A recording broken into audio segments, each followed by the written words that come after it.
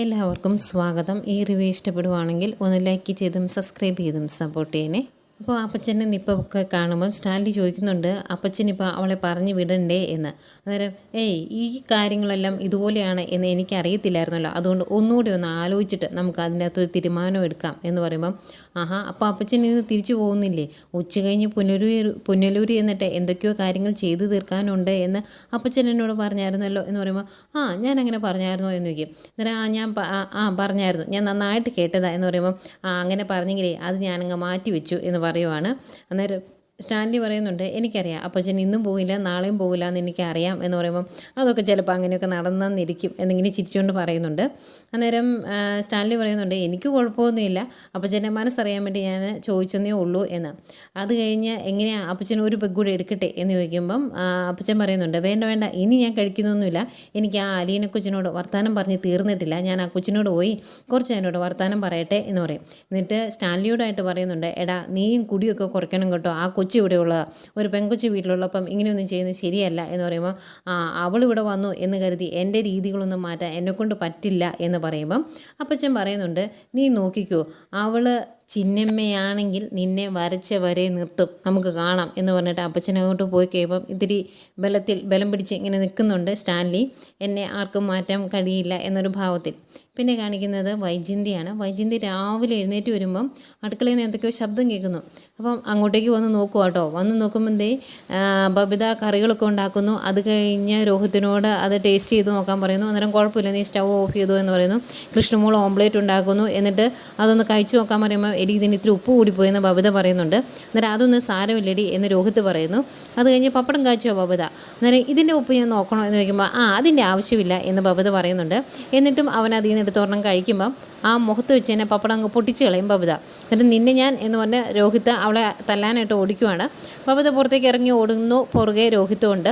Correct അവിടെ വൈജയന്തി വന്ന് നിൽക്കുവാണല്ലോ. വൈജയന്തി കണ്ട് രണ്ടുപേരോട് ഇങ്ങനെ അനങ്ങാതെ നിൽക്കുവേ. എന്നിട്ട് ഇവിടെ എന്നെ ഈ പരിപാടി എന്ന് ചോദിക്കുമ്പം, എന്നാ പരിപാടി, ഞങ്ങൾ ഭക്ഷണം ഉണ്ടാക്കുമായിരുന്നു, ഇത് കണ്ടോ രോഹിയേട്ടൻ എന്നോട് ചെയ്തത്, അമ്മ കണ്ടില്ലേ എന്ന് ചോദിക്കുമ്പോൾ, എല്ലാം ഞാൻ കണ്ടു, 3 കുരങ്ങന്മാരെ അടുക്കളയിൽ കയറിയതുപോലെ ഉണ്ട്, ഇവിടെ എന്നെ ആ പരിപാടി എന്ന് പിന്നെയും ചോദിക്കുമ്പോൾ, ഒരു പരിപാടിയില്ല, ഭക്ഷണം ഉണ്ടാക്കുക, ഇവിടെ വേലക്കാരും ഇല്ല, നമുക്ക് ഭക്ഷണം കഴിക്കണമെങ്കിൽ നമ്മൾ തന്നെ അടുക്കളയിൽ കയറി ഉണ്ടാക്കണം എന്ന് രോഹിത്ത് പറയുമ്പം, അത് ഇന്നലെ വരെ അലീന ഇവിടെ ഉണ്ടായിരുന്നല്ലോ എന്നിങ്ങനെ പറയുവാണ് വൈജയന്തി.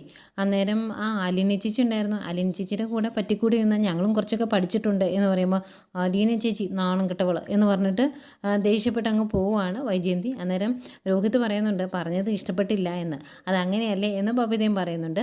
അത് രോഹിത്തിൻ്റെ മുഖത്ത് പറ്റിയിരിക്കുന്ന പപ്പടമൊക്കെ തൂത്തുകളയുവേ. വേണ്ട എന്ന് രോഹിത്ത് പറഞ്ഞിട്ട്, സാരമില്ല തൂത്ത് തരാം എന്ന് പറഞ്ഞ് ബബിത ഇതെല്ലാം തൂത്ത് കൊടുക്കുന്നുണ്ട്. പിന്നെ കാണിക്കുന്നത് സ്റ്റാൻലിയുടെ വീട് തന്നെയാണ്. വീട്ടിലേക്ക് ഒരാൾ വരുന്നു, അത് വിനോദ് എന്ന് പറയുന്ന ഡ്രൈവറാട്ടോ.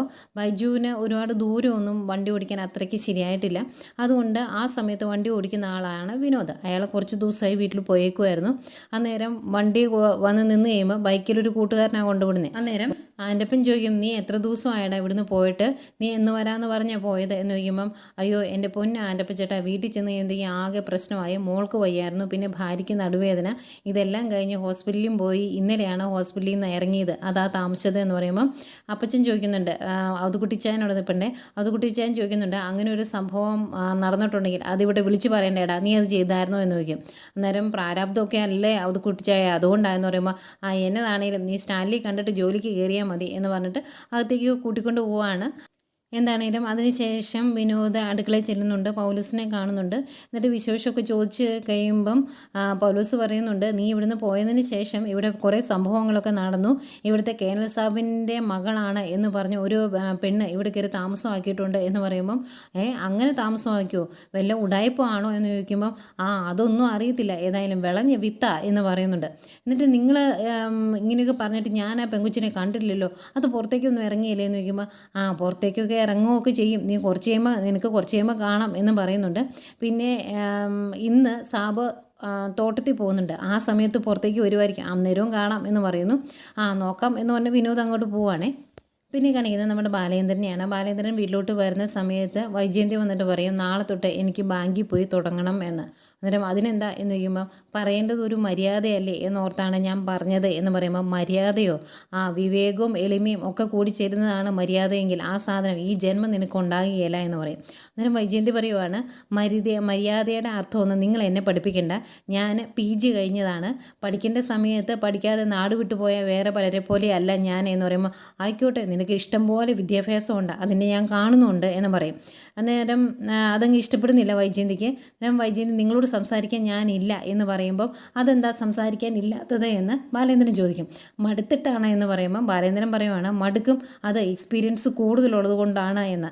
അന്നേരം വൈജയന്തി ചോദിക്കും എക്സ്പീരിയൻസോ മനസ്സിലായില്ല എന്ന് പറയുമ്പോൾ അയ്യോ അതും ഇനി എന്നെക്കൊണ്ട് തന്നെ പറയിപ്പിക്കല്ലേ എന്ന് ബാലേന്ദ്രൻ പറയുന്നുണ്ട്. അത് കഴിയുമ്പോൾ വൈജയന്തി പറയുവാണ് അലിയനിക്ക് പകരം ഈ വീട്ടിൽ ഒരു ജോലിക്കാരിയെ വേണം എന്ന്. അന്നേരം ബാലേന്ദ്രൻ പറയും അലിയനിക്ക് പകരം നിനക്കൊരു ജോലിക്കാരിയെ കിട്ടിയില്ല, നിൻ്റെ വേറെ കുറേ പേരുണ്ടായിരുന്നല്ലോ, കുഞ്ഞുമോളോ ജാനുവോ അങ്ങനെ ആരണ്ടൊക്കെ, അവരെ പോലെ ഒരാളെ വേണമെങ്കിൽ നീ തന്നെ സെലക്ട് ചെയ്തോ, എന്നിട്ട് നീ തന്നെ ശമ്പളം കൊടുത്തോ എന്ന് പറയുമ്പോൾ അതെന്താ അങ്ങനെയെന്ന് ചോദിക്കും. അന്നേരം അത് അങ്ങനെയാണ് ഇവിടെ എന്ന് പറയുമ്പം വൈജയന്തിക്ക് ദേഷ്യം വരുന്നുണ്ട്. എന്നിട്ടും വൈജയന്തി പറയുവാണ് അതെ എനിക്ക് ബാങ്കിൽ പോകണമെങ്കിൽ ഒരു സഹായം വേണം, കാരണം എൻ്റെ വണ്ടി മൊത്തത്തിൽ ടോട്ടൽ ലോസ് ആയതുകൊണ്ട് തന്നെ അത് നന്നാക്കിയെടുക്കാൻ ബുദ്ധിമുട്ടാണ്, എനിക്കൊരു പ്രീമിയർ കാറ് വേണം എന്ന് പറയുമ്പം അതിനെന്താ നിനക്ക് മേടിക്കാൻ മേലെ എന്ന് വയ്ക്കും. അന്നേരം ഞാൻ മേടിച്ചോളാം, പക്ഷേ ലോണിന് അപ്ലൈ ചെയ്യുമ്പം മറ്റു ലോൺ അടച്ചു തീർന്നിട്ടില്ല കേട്ടോ, പുതിയ ലോൺ എടുക്കുമ്പം എനിക്ക് വേണ്ടി ഒന്ന് ജാമ്യം നിന്നാൽ മതി എന്ന് പറയുവാണ്. അന്നേരം ബാലേന്ദ്രൻ ചോദിക്കും അതെന്തിനാ ഞാൻ നിൽക്കുന്നത്, നിൻ്റെ ചേട്ടന്മാരുണ്ടല്ലോ അവരോട് പറഞ്ഞാൽ മതി, അവർ നിന്നോളും എന്ന് പറയുമ്പോൾ ബാലേന്ദ്രൻ എന്താ ഇങ്ങനെ, ബാലേന്ദ്രനെ സഹായിക്കാൻ പറ്റിയില്ലെങ്കിൽ അത് പറ എന്ന് പറയും. അന്നേരം സഹായിക്കാൻ പറ്റിയല്ല അത് തന്നെയാണ് യഥാർത്ഥ കാരണം എന്ന് പറയും. അന്നേരം വൈജയന്തിക്ക് ദേഷ്യം വന്നിട്ട് അപ്പോൾ ഇവിടെ വേലക്കാരി നിർത്തുന്ന കാര്യമോ എന്ന് ചോദിക്കുമ്പം ഇവിടെ ഒരു വേലക്കാരിയുടെ ആവശ്യമില്ല, എൻ്റെ മക്കൾക്ക് അത്യാവശ്യം അടുക്കളയിൽ ജോലി ചെയ്യാൻ അറിയാം എന്ന് പറഞ്ഞിട്ട് ബാലേന്ദ്രൻ അങ്ങോട്ട് കയറി പോകുന്നു. പറഞ്ഞ കാര്യം ഒന്നും അങ്ങ് വിജയിപ്പിക്കാൻ പറ്റാത്തതിൻ്റെ സങ്കടത്തിൽ നിൽക്കുവാണ് വൈജയന്തി. പിന്നെ കാണിക്കുന്നത് പൗലോസിനെയാണ്. പൗലോസ് പണിയൊക്കെ കഴിഞ്ഞിട്ടാന്ന് തോന്നുന്നു പുറത്തിരിക്കുവാണ്. അന്നേരം അങ്ങോട്ടേക്ക് വിനോദം വരുന്നുണ്ട്. എന്നിട്ട് ചോദിക്കും ആ പെങ്കൊച്ച് പുറത്തോട്ടൊന്നും ഇറങ്ങുന്നില്ലേ, ഞാൻ കുറേ നോക്കി എന്നിട്ട് അതിനെ കണ്ടില്ല എന്ന് പറയുമ്പം പുറത്തേക്കൊക്കെ ഇറങ്ങാറുണ്ടല്ലോ, ഈ സമയത്ത് ആ പട്ടികളെയും കളിപ്പിച്ചുകൊണ്ട് ഇതിലൂടെ നടക്കുന്ന കാണാം എന്ന് പറയുമ്പോൾ പട്ടികളെ കളിപ്പിക്കുമോ, അതുമായിട്ട് എങ്ങനെയാണ് ആ പെങ്കൊച്ച് ഇണങ്ങിയത്, നമ്മുടെ അടുത്ത് പോലും ആ പട്ടികൾ ഇതുവരെ ഇണങ്ങിയിട്ടില്ലല്ലോ എന്ന് പറയുമ്പോൾ അതെന്ത് മായാജാലമാണ് എന്നൊന്നും എനിക്കറിയത്തില്ല, ഏതായാലും അതുങ്ങൾ അവൾ പറയുന്ന അനുസരിച്ചേ കാര്യങ്ങൾ ചെയ്യുള്ളൂ, അവളൊരു സിഗ്നൽ കൊടുത്താൽ അതുപോലെ അനുസരിക്കും, എന്താ കാര്യം എന്നൊന്നും അറിയത്തില്ല എന്ന് പറയുമ്പോൾ വിനോദ് പറയുന്നുണ്ട് അങ്ങനെയാണെങ്കിൽ മിക്കവാറും കേനസാവിൻ്റെ മകൾ തന്നെയായിരിക്കും, അല്ലാതെ വരാൻ ചാൻസ് ഇല്ല എന്ന് പറയുമ്പോൾ ചിലപ്പോൾ അങ്ങനെയൊക്കെ ആയിരിക്കും എന്ന് പറയും. പിന്നെ ആൻ്റെപ്പം വന്നു കഴിയുമ്പോൾ ആൻ്റപ്പനോടും ചോദിക്കുന്നുണ്ട് കേട്ടോ വിനോദ്, എങ്ങനെയാണ് കേനസാവിൻ്റെ മകളായിട്ടാണോ തോന്നിയത്, വല്ല ഉടായ്പ ഉണ്ടോ എന്ന് ചോദിക്കുമ്പോൾ അതൊന്നും നമുക്കറിയത്തില്ല, ആ പെങ്കൊച്ചിനെ ഇവിടുന്ന് ഓടിക്കാൻ വേണ്ടിയാണ് ഔതുക്കുട്ടി ചായനെ വിളിച്ചു വരുത്തിയത്, പക്ഷേ ഔതുക്കുട്ടി ചായനും ഇപ്പം ആ പെങ്കൊച്ചിൻ്റെ കൂടെ തന്നെയാണ് എന്ന് പറയും. അപ്പോഴത്തേക്കും അങ്ങോട്ടേക്ക് ഔതുക്കുട്ടി ചായൻ വരും കേട്ടോ, വലിപ്പിച്ചൻ വരും. അങ്ങോട്ട് ഇറങ്ങി വന്നിട്ട് വലിപ്പിച്ചും ചോദിക്കും എന്താ 3 പേരുടെ അവിടെ ഒരു ഗൂഢാലോചന എന്ന് ചോദിക്കുക. അന്നേരം ഒന്നുമില്ല, ഞങ്ങൾ ആ പെങ്കൊച്ചിനെ പറ്റി സംസാരിച്ചുകൊണ്ടിരിക്കുമായിരുന്നു എന്ന് പറയുമ്പോൾ അവളെപ്പറ്റി തന്നെ അതിന് മാത്രം സംസാരിക്കാനുള്ളത് എന്ന് ചോദിക്കും. അന്നേരം പൗലോസ് ചോദിക്കുന്നുണ്ട് അല്ല ഔതുക്കുട്ടിച്ചായ ആ പെങ്കുച്ചിനെ ഇവിടുന്ന് പറപ്പിക്കണം എന്ന് പറഞ്ഞല്ലേ അച്ചായൻ ഇങ്ങോട്ട് വന്നത്, എന്നിട്ട് എന്താ അങ്ങനെയൊന്നും ചെയ്യാത്തതെന്ന് ചോദിക്കുമ്പം എടാ ഇത് നമ്മൾ കരുതിയ പോലെ അങ്ങനെ ഉടായിപ്പൊന്നുമല്ല, ഒറിജിനലാണ്, അതുകൊണ്ടാണ് എന്ന് പറയുമ്പം പൗലോസ് പറയുവാണ് ഒറിജിനൽ ആണെങ്കിലും അങ്ങനെ വീട്ടിൽ നിർത്തുന്നത് ശരിയാണോ, വേറെ എവിടേക്കെങ്കിലും മാറ്റുന്നതല്ലേ നല്ലത്, വെറുതെ നാണക്കേടാകില്ലേ എന്ന് ചോദിക്കുമ്പോൾ എങ്ങോട്ട് മാറ്റാനാടാ എന്ന് ചോദിക്കും വലിപ്പച്ചൻ. അന്നേരം പറയുവാണ് അല്ല വേറെ എങ്ങോട്ടെങ്കിലും മാറ്റാമല്ലോ, കേണൽ സാബിന് എന്തൊക്കെ ബന്ധങ്ങളുണ്ട്, വേറെ എവിടെയെങ്കിലും മാറ്റി താമസിപ്പിക്കാം, ഒരു വീട് മേടിച്ചു കൊടുക്കാം, അല്ലെങ്കിൽ ഏതെങ്കിലും ഒരു വിമൻസ് ഹോസ്റ്റലിൽ കൊണ്ടു നിർത്താം, അങ്ങനെ എന്തൊക്കെ മാർഗ്ഗം ഉണ്ടോയെന്ന് ചോദിക്കുമ്പോൾ അതൊക്കെ നിൻ്റെ മകളുടെ അടുത്ത് കാണിച്ചാൽ മതി, ഇവിടെ നിൻ്റെ മുതലാളിയാണ് സ്റ്റാൻലി, അവൻ്റെ മകളെ എവിടെ നിർത്തണമെന്ന് അവൻ തീരുമാനിക്കും, നീ ഒരുപാട് കാര്യങ്ങളൊന്നും അന്വേഷിച്ചുകൊണ്ട് ഇങ്ങോട്ട് വരല്ലേ, എൻ്റെ തനി സ്വഭാവം ഞാൻ പുറത്തേക്ക് എടുക്കും എന്ന് പറയുമ്പം അയ്യോ ഞാൻ വെറുതെ അഭിപ്രായം പറഞ്ഞു എന്നേ ഉള്ളൂ എന്ന് പറയുമ്പോൾ നീ അഭിപ്രായം പറയണ്ട എന്നാണ് ഞാൻ പറഞ്ഞത്, നിനക്ക് മനസ്സിലായില്ലേ എന്ന് ചോദിക്കും. എന്നിട്ട് മനസ്സിലായി എന്ന് പറയുന്നു. എന്നിട്ട് ദേഷ്യപ്പെട്ട് അകത്തേക്ക് പോവാണ് അത് കുടിച്ചാൽ. അതിനു മുമ്പ് അവരോട് 3 പേരോടായിട്ട് പറയുന്നുണ്ട് മര്യാദയ്ക്ക് ഇവിടെ ജോലി ചെയ്തോണം, അല്ലെങ്കിൽ ഒരുപാട് കാലമൊന്നും നീയൊന്നും ജോലി ചെയ്യാൻ ഇവിടെ കാണില്ല എന്ന്. ഇത്രയും കൂടെ പറഞ്ഞിട്ടാണ് അകത്തേക്ക് കയറിപ്പോയത്. ഏതായാലും ഇതൊന്നും അങ്ങ് ഇഷ്ടപ്പെടുന്നില്ല കേട്ടോ പൗലോസിനും അതുപോലെ ബാക്കി ജോലിക്കാർക്കും ഒന്നും. അത് കഴിഞ്ഞ് കാണിക്കുന്നത് അപ്പച്ചൻ നല്ല മുണ്ടും ഷർട്ടും ഒക്കെ ഇട്ട് റെഡിയായി നിൽക്കുവാണ്. എന്നിട്ട് ആൻ്റപ്പനെ വിളിക്കും. 1-2 തവണ വിളിക്കുമ്പോഴൊന്നും വരികയല്ല കേട്ടോ. അന്നേരം അപ്പച്ചൻ തന്നെ പറയുന്നുണ്ട് ചുമ്മാതല്ല ചെവി പൊട്ടുന്ന പോലെ സ്റ്റാലി ഇതുങ്ങളെയൊക്കെ വിളിക്കുന്നത് എന്ന്. എന്നിട്ട് ആൻ്റപ്പം വരും കുറച്ച് കഴിയുമ്പം. അന്നേരം എന്തിയടാ ആ പെങ്കൊച്ച്? ഞാൻ അവളുടെ റൂമിൽ ചെന്ന് നോക്കിയിട്ട് കണ്ടില്ലല്ലോ എന്ന് പറയുമ്പോൾ, ആ റൂമിലില്ലെങ്കിൽ ആ പട്ടികളുടെ കൂടെ കളിച്ചുകൊണ്ട് പുറത്ത് കാണും എന്ന് പറയും. എന്നാൽ നീ അതിനെ ഇങ്ങോട്ട് വിളിച്ചുകൊണ്ട് വാ, എനിക്ക് അവളോട് കുറച്ച് കാര്യങ്ങൾ പറയാനുണ്ട് എന്ന് പറയും. അങ്ങനെ ആൻ്റെ ഒപ്പം പോയി വിളിച്ചുകൊണ്ട് വരും. വിളിച്ചുകൊണ്ട് വന്ന് കഴിയുമ്പോഴത്തേക്കും അലീനയോട് അപ്പച്ചൻ ചോദിക്കും, നീ എവിടെയായിരുന്നു മോളെ എന്ന്. ഞാൻ പുറത്തായിരുന്നു എന്ന് അലീന പറയുന്നതിന് മുമ്പേ ആൻ്റെ ഒപ്പം കയറി പറയും. അതെ, ഞാൻ പറഞ്ഞില്ലായിരുന്നോ പുറത്ത് കാണുമെന്ന്, അവിടെ തന്നെ ഉണ്ടായിരുന്നു എന്ന് പറയുമ്പോൾ, ഞാൻ ചോദിച്ചത് ആരോടാടാ? എൻ്റെ മോളോടല്ലേ? അവൾ അതിന് മറുപടി പറഞ്ഞോളും, ഞാനും എൻ്റെ കൊച്ചുമോളോട് സംസാരിക്കുന്നതിനിടയ്ക്ക് നീ എന്തിനാ തലയിടുന്നത്, അതെനിക്ക് മനസ്സിലായില്ലല്ലോ എന്ന് പറയുമ്പോൾ, ആഹാ ഇത് കൊള്ളാലോ, എന്നെ ഇങ്ങോട്ട് വിളിച്ചു വരുത്തിയതല്ലേ എന്ന് ചോദിക്കുമ്പോൾ, ആ വിളിച്ചു വരുത്തിയ ആവശ്യം കഴിഞ്ഞല്ലോ, ഇനി നിൻ്റെ പണി നോക്കിപ്പോ എന്ന് പറയും.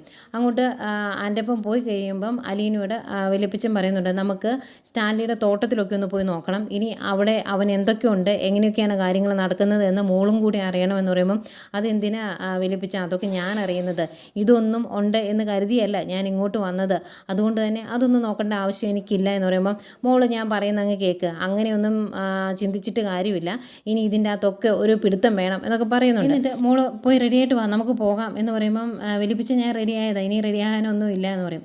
എന്നാൽ നമുക്ക് സ്റ്റാൻലിയെ വിളിക്കാമെന്ന് പറയും. വീണ്ടും ആൻ്റപ്പനെ വിളിക്കും. എന്നിട്ട് സ്റ്റാൻലിയെ വിളിച്ചുകൊണ്ട് വരാൻ പറയുവാണ്. ഞങ്ങൾ തോട്ടത്തിൽ പോകാൻ റെഡിയായിട്ട് നിൽപ്പുണ്ടെന്നുകൂടെ അവനോട് പറഞ്ഞേരേ എന്ന് പറയും. എന്നിട്ട് ഈ വലിപ്പിച്ചൻ്റെ ഈ മട്ടും ഭാവവും രീതിയൊക്കെ കാണുമ്പം ആൻ്റപ്പൻ ഇങ്ങനെ തന്നെത്താനെ പറയുവാണ്, കടുവയെ പിടിക്കാൻ വേണ്ടി കിടുവയെ വരുത്തിയതാണ്, എന്നിട്ടിപ്പോൾ കടുവയും കിടുവയും കൂടെ ഒന്നിച്ചായി എന്ന്. ഏതായാലും സ്റ്റാൻലി വരുന്നതിന് മുമ്പ് തന്നെ തോട്ടത്തിലേക്ക് പോകുന്ന ജീപ്പ് അതിൻ്റെ ഓയിലും കാര്യങ്ങളൊക്കെ നോക്കി റെഡിയാക്കി വെക്കുന്നുണ്ട് വിനോദ്. അന്നേരവും വിനോദ് ചോദിക്കുന്നുണ്ട്, ആ പെങ്കൊച്ചിനെ ഞാൻ ഇതുവരെ കണ്ടിട്ടില്ല, അതൊന്ന് പുറത്തേക്ക് വരുമോ എന്നൊക്കെ ചോദിക്കുമ്പം, മിക്കവാറും തോട്ടത്തിൽ പോകാൻ വേണ്ടി ഇറങ്ങി വരുമായിരിക്കും, അന്നേരം കാണാം എന്ന് പറയും. അന്നേരം വീണ്ടും വിനോദ് ചോദിക്കുവാണേ, എങ്ങനെയാണ് കണ്ടിട്ട്, എങ്ങനെയാണ് നല്ല പെങ്കൊച്ചാണോ, കേണൽ സാഹിബിൻ്റെ മോളായിട്ടൊക്കെ തോന്നിയോന്ന് ചോദിക്കുമ്പോൾ, നല്ല സ്വഭാവമാണ്, കാണാനും മിടുക്കി കുട്ടിയാണ്, ഏതായാലും ഇറങ്ങി വരുമ്പോൾ നിനക്ക് കാണാം എന്ന് പറയും. ഇവരിങ്ങനെ സംസാരിച്ചുകൊണ്ട് നിൽക്കുന്നെങ്കിലും സ്റ്റാൻലി വരും. സ്റ്റാൻലി വന്ന് വണ്ടിയിലേക്ക് കയറുമ്പം വിനോദ് ചോദിക്കുന്നുണ്ട്, ഞാൻ കൂടെ വരണ്ടേ, വണ്ടി ഓടിക്കണമെങ്കിൽ എൻ്റെ ഒരു സഹായം കൂടെ വേണോ എന്ന് ചോദിക്കുമ്പോൾ, ഇന്ന് നിൻ്റെ സഹായമൊന്നും വേണ്ട എന്ന് പറയും. അങ്ങനെ ഇവർ സംസാരിച്ച് നിൽക്കുമ്പോഴേക്കും അകത്തുനിന്ന് അപ്പച്ചനും അലീനയും കൂടെ ഇറങ്ങി വരുവാണ്. എന്നിട്ട് ഇവരെ ഇറങ്ങി വരുന്ന കാണുമ്പോഴേക്കും വിനോദ് ഇങ്ങനെ കണ്ണും വെച്ചിങ്ങനെ നോക്കി നിൽക്കുവാണ് അലീനയെ തന്നെ കേട്ടോ. അവർ ഇറങ്ങി വന്ന് നിന്ന് കഴിയുമ്പം സ്റ്റാൻലി പറയും, അലീന നീ വണ്ടിയുടെ ഫ്രണ്ടിലോട്ട് കയറിക്കും, അപ്പച്ചൻ പുറകിലിരുന്നോളും എന്ന്. അന്നേരം അയ്യോ അതിൻ്റെ ആവശ്യമില്ല, ഞാൻ പുറകിലിരുന്നോളാം എന്ന് പറയുമ്പം, അലീനയ്ക്ക് കാഴ്ചകളൊക്കെ കാണേണ്ടതല്ലേ, ഇതിനു മുമ്പ് അങ്ങോട്ട് പോയിട്ടില്ലല്ലോ, അതുകൊണ്ട് ഫ്രണ്ടിൽ തന്നെ ഇരുന്നാൽ മതി എന്ന് പറയും. അന്നേരം അലീന വീണ്ടും വലിയപ്പച്ചനോട് ഫ്രണ്ടിലിരിക്കാൻ പറയുവാണേ. അന്നേരം ഇഷ്ടപ്പെടുന്നില്ല സ്റ്റാൻലിക്ക്. ഞാൻ പറഞ്ഞത് അലീന കേട്ടില്ലേ, അലീനയ്ക്ക് അനുസരിക്കാൻ എന്താ ഒരു ബുദ്ധിമുട്ട് എന്നിങ്ങനെ ചോദിക്കുമ്പോഴേക്കും ഇത്തിരി വിഷമിച്ചിങ്ങനെ നോക്കി നിൽക്കുന്ന അലീനയെ കാണിച്ചുകൊണ്ടാണ് ഇന്നത്തെ എപ്പിസോഡ് തീരുന്നത്.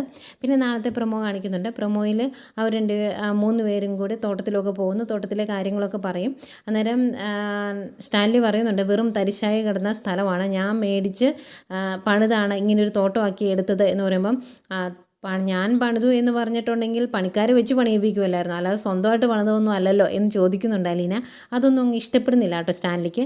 അതുകൊണ്ട് തന്നെ സ്റ്റാൻലി അപ്പച്ചനോട് പറയുന്നുണ്ട്, നമ്മൾ പറയുന്നതൊന്നും അവൾക്ക് മനസ്സിലാകുന്നില്ല, ഇനി ബുദ്ധി കുറവായതുകൊണ്ടാണോ എന്ന് ചോദിക്കുമ്പോൾ, ബുദ്ധി കുറവായതുകൊണ്ടല്ലടാ, ബുദ്ധി കൂടിപ്പോയതുകൊണ്ടാണ് എന്ന് വലിയപ്പച്ചൻ പറയുന്നുണ്ട്. അത് കഴിഞ്ഞ് അവർ തിരിച്ച് വണ്ടി പോരുമ്പോഴൊക്കെ അലീന ഇങ്ങനെ സ്റ്റാൻലിയുടെ കയ്യിൽ ഇങ്ങനെ പിടിക്കുന്നുണ്ട് കേട്ടോ. ഭയങ്കര സ്നേഹത്തോടെ അലീന അങ്ങനെ ചെയ്യുമ്പം സ്റ്റാൻലിക്കും സങ്കടം വരുന്നുണ്ട്, അത് കണ്ടിട്ട് അപ്പച്ചനും സങ്കടം വരുന്നുണ്ട്. അങ്ങനെ നല്ലൊരു എപ്പിസോഡാണ് നാളെ.